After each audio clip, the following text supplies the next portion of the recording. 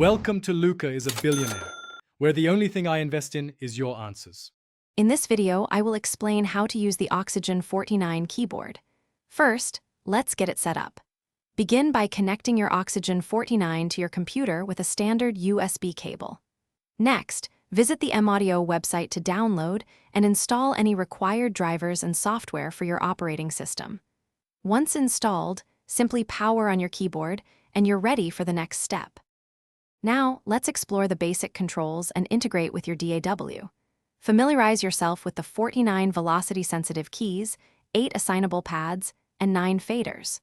Open your preferred digital audio workstation, such as Ableton Live or Logic Pro, and navigate to its MIDI settings.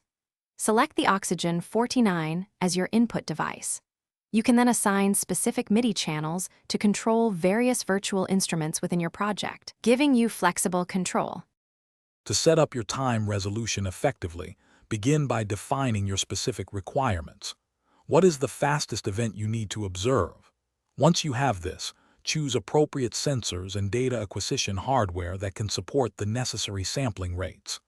Then, configure your software settings, ensuring the sampling frequency and overall measurement duration align with your experimental goals.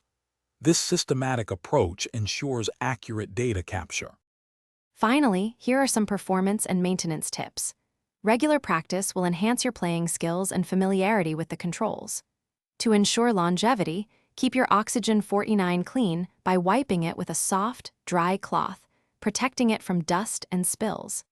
Periodically check the MAudio website for any firmware updates, which can improve performance and add new features to your keyboard, keeping it running smoothly for years.